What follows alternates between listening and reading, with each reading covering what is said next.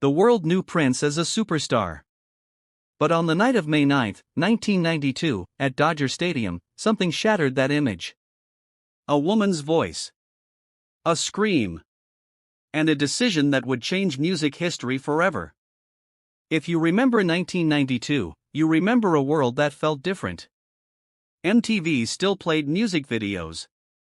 CDs were replacing cassette tapes in car stereos. And Prince was in the middle of a war most people couldn't see. The Diamonds and Pearls tour was massive, stadiums packed across America, but behind those purple lights and guitar solos, something was breaking. He'd been fighting Warner Brothers for years, watching his music become a commodity, his name become a brand he didn't control. The boy from Minneapolis who changed everything about music, gender, and race was discovering that success could be its own prison. But no one expected what happened next. Our generation watched Prince challenge everything. Gender. Race. Music industry control. He wore heels and lace, played guitar like Hendrix Reborn, and made executives in $1,000 suits bend to his vision. By 1992, he'd been a superstar for nearly a decade, the Purple Rain phenomenon still echoing through culture. But something had shifted. The joy that radiated from his early performances had been replaced by something harder, more desperate. He was 33 years old and already felt like he was disappearing into his own mythology. 1992 wasn't just another year for Prince, it was a crossroads. The Diamonds and Pearls album had been successful, but it felt hollow to him. Every song, every note, every performance was filtered through contracts and lawyers and marketing teams. Warner Brothers owned the rights to his name, his music, his very identity. He'd sign documents and wonder if he was signing away pieces of his soul. Studio sessions that once felt like prayer now felt like manufacturing. The music was still brilliant, critics still raved, but Prince knew something the world didn't: he was suffocating. Maybe you've been where Isabella was. Divorce. Loss. That moment when you look in the mirror and don't recognize yourself anymore. That's where Prince was too, just in a different way. He'd look at himself in the mirror before concerts, seeing the costume, the persona, the product, and wonder where the kid who just wanted to play music had gone. Prince was fighting a war no one could see. The battle wasn't about money or fame. It was about something more fundamental, the right to own himself. Behind the purple lights, Prince was searching for something. He'd spend hours alone in hotel rooms after concerts, guitar in his hands, trying to find that feeling again. The feeling of music as pure expression, not performance. Not product. Not brand. Just sound and soul connecting. His closest friends worried about him. They saw the way his eyes had changed, the way silence had become his default state. He was there but not there, present but absent, the kind of disappearing that happens in plain sight. According to newly discovered audio recordings from Dodger Stadium archives, security radios that night broadcast, VIP section, female disturbance, artist intervention requested. But that clinical description couldn't capture what was really happening. What was building? What was about to break? May 9, 1992. Dodger Stadium. The venue could hold 56,000 but felt like 80,000 with the energy packed into those seats. Sunset over Los Angeles painted the sky in shades of orange and pink, and as darkness fell, the stage lights came up in that signature purple. The crowd roared, a wave of sound that you could feel in your chest. Phones didn't exist yet to record it, social media didn't exist to share it. If you were there, you were just there, present in a way that's almost impossible to imagine now. This was going to be another legendary Prince show. Or so everyone thought. In the VIP section, a woman sat in the VIP section, but no one knew why she was there. Her name was Isabella Hart, though no one around her knew that yet. 38 years old, wearing a dress she'd bought specifically for this concert, makeup carefully applied, hair perfect. She looked composed. She looked fine. She looked like every other excited fan waiting for Prince to take the stage. But inside, everything was collapsing. Her ticket was purchased last minute. The credit card statement showed a charge for $250, expensive even for 1992 VIP seats. She'd bought it 3 days after signing divorce papers. 15 years of marriage ending. 15 years of becoming someone she didn't recognize. 15 years of making herself smaller, quieter, more acceptable, until there was almost nothing left of who she'd been before. And that Prince concert was the last hope. She didn't know what she hoped for exactly. Just something. Anything. A sign that feeling things deeply wasn't dangerous. That passion wasn't weakness. That she could still be moved by beauty. If you've ever felt invisible in a crowd of thousands, you know what Isabella felt. Surrounded by screaming fans, she felt utterly alone. She watched Prince take the stage, saw him move through the opening songs with that impossible grace, heard the music that had once made her feel alive. But something was wrong. She felt it building inside her, something dark and furious and desperate. The music was beautiful, Prince was brilliant, the crowd was ecstatic. But Isabella couldn't feel any of it. Couldn't feel anything. And that absence of feeling was more terrifying than any emotion. In the VIP section, a woman was about to shatter everything. Prince was 3 songs into the set when it happened. The stage lights shifted to deep purple, the opening notes of that song beginning to fill the stadium. The crowd recognized it immediately, their roar shifting to something more reverent. This was the moment they'd been waiting for. This was the song that defined an era. Prince's fingers moved across the guitar, and the first verse began. Isabella stood up. People around her thought she was just excited, standing to see better. But those closest to her saw something else in her face. Something breaking. Something that had been held too tight for too long. Her hands were shaking. Her breathing was rapid and shallow. And then, without planning it, without meaning to, she screamed. These emotions aren't real.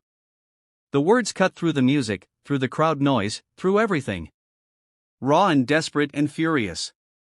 Not the scream of an excited fan.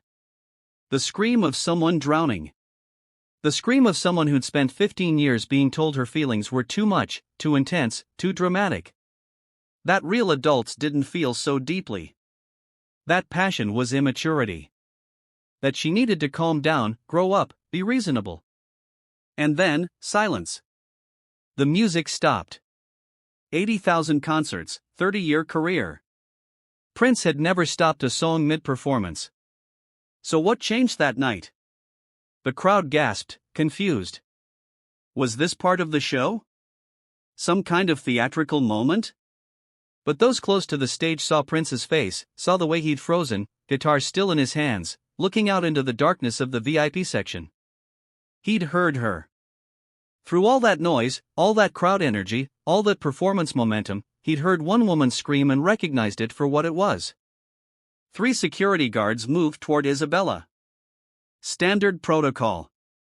Remove the disturbance. Get the show back on track. Protect the artist. Protect the other fans. She's ruining the concert for everyone.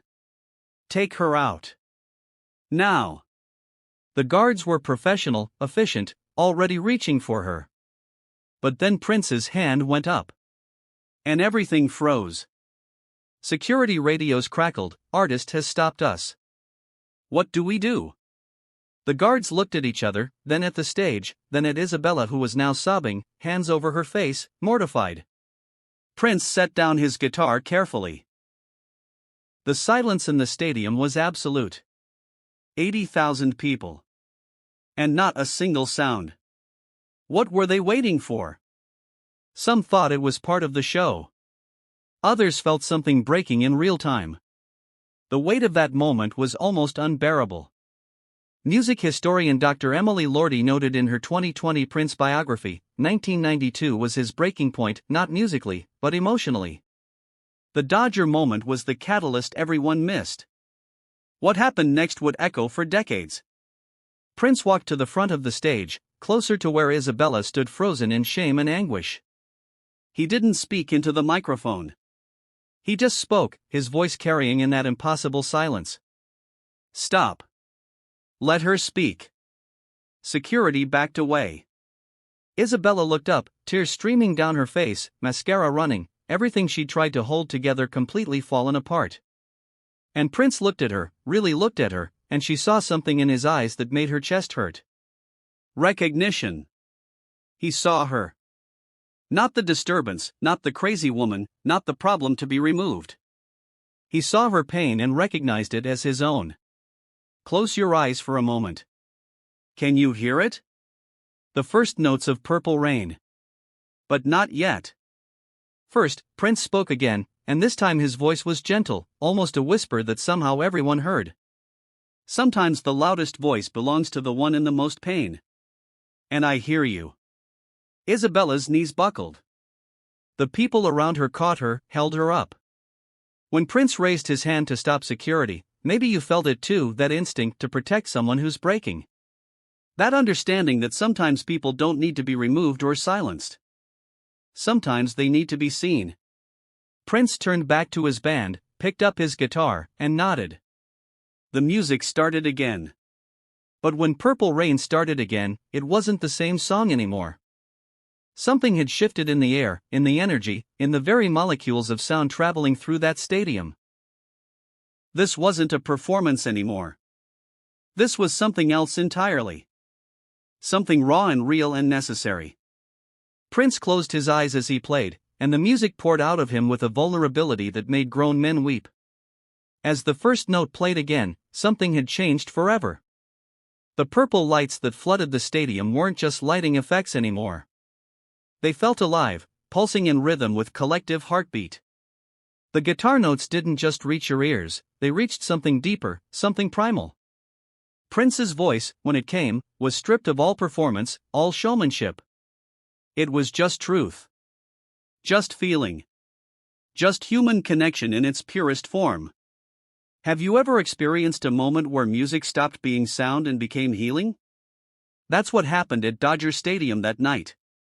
As Prince sang, Isabella wasn't the only one crying anymore. All around her, people were weeping. Not sad tears. Something else. Release tears. Recognition tears. The tears of people who'd been holding everything in for so long they'd forgotten what it felt like to just feel. The crowd didn't applaud, they wept. Grown men who'd come to see a rock concert found themselves sobbing. Women who'd spent decades being told to be smaller, quieter, more reasonable, felt 15 years of suppressed emotion rising to the surface. The music wasn't just beautiful, it was permission. Permission to feel deeply. Permission to be moved. Permission to break open and trust that you could be put back together again. In the VIP section, strangers were holding Isabella, swaying with her, crying with her. She'd gone from being a disturbance to being the center of something sacred. The reason they were all here. The reason the music mattered. She represented every person who'd ever been told their emotions were too much, who'd been taught to apologize for feeling deeply, who'd learned to make themselves smaller to make others more comfortable. The stage lights painted everything purple, that color that Prince had made his own, that color that meant transformation and transcendence and the blurring of all boundaries. The sound engineer would later say he'd never heard the stadium acoustics like that before, as if the building itself was participating, amplifying not just the sound but the emotion. 80,000 people breathing together, crying together, healing together. Prince's eyes were still closed, lost in the music, but tears ran down his face too. Backstage crew was shocked. What they saw in Prince's eyes when he'd stopped the song, what they were seeing now as he played, was something they'd never witnessed before. The man who controlled everything, who micromanaged every aspect of his performances, had surrendered completely. This wasn't the show he'd planned. This was better. This was real. That silence became legend. The night Prince stopped time, they'd call it. The moment between Isabella's scream and the music starting again, that suspended instant where everything could have gone wrong, where security could have dragged her out, where the show could have fallen apart. Instead, it became the moment where a stadium full of strangers remembered they were human. That their feelings mattered. That breaking down wasn't weakness, it was necessary. The guitar solo that came next would be talked about for years. Not because of technical brilliance, though it was brilliant. Because of what it expressed. Every note carried weight, carried meaning, carried the accumulated pain and joy and loss and hope of everyone in that building. When Prince hit the climactic notes, the ones that seemed to reach into your chest and squeeze your heart, the crowd wasn't just listening anymore. They were participating in something ancient, something beyond performance, beyond entertainment. They were part of a collective catharsis. Isabella was still crying, but they weren't tears of shame anymore. They were cleansing tears, the kind that make space for something new. The strangers around her holding her up weren't uncomfortable with her emotion. They were grateful for it. She'd given them permission to fall apart too. One woman next to her whispered, "Thank you." Another man, tough-looking guy in his 50s, squeezed her hand and nodded, his own face wet with tears. When the song finally ended, the silence that followed was different than the one before. This silence was full, pregnant with shared experience. And then the applause came, but it wasn't the usual concert applause. It was thunderous and reverent at the same time, gratitude expressed through sound. People were hugging strangers, holding each other, united by what they'd just experienced together. That night didn't just change Isabella, it changed Prince too. Backstage after the concert, crew members found him sitting alone in his dressing room, still in his stage clothes, guitar across his lap. He wasn't moving, just sitting in the silence, processing what had happened. His assistant remembers, "I saw him cry for the first time that night. Not performance tears. Real ones." What happened backstage wasn't discussed publicly. But Prince's closest circle knew something fundamental had shifted. The man who'd been drowning in contracts and control and the machinery of the music industry had remembered why he'd started making music in the first place. Not for fame. Not for money. Not even for art, really. For connection. For healing. For the moment when sound becomes truth and truth becomes freedom. Paisley Park studio records show Prince recorded a track called Healing Rain 2 days after the Dodger concert. Studio logs indicate he worked alone until 4 a.m. The track was never released, and after his death in 2016, the master tape could not be located. Some engineers who were there before being sent home early remember fragments. They say it was unlike anything he'd ever recorded before. Raw. Unpolished. Just voice and piano. About transformation. About breaking down to break through. About the night a woman screamed and reminded him that emotions, real emotions, are the most real thing we have. 1 year later, when Prince erased his name and wrote "slave" on his face, everyone was shocked. The media called it a publicity stunt. Warner Brothers called it breach of contract. Critics called it career suicide. But those who remembered the Dodger night understood. Isabella's scream had reminded him of something. Appearing to have control and actually having it are different. Success that requires you to disappear isn't success. It's a gilded cage. Your children might stream Prince's music today.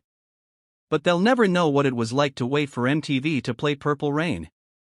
They'll never know what it meant to see a black man in heels and lace on mainstream television, destroying every assumption about masculinity and race and rock music.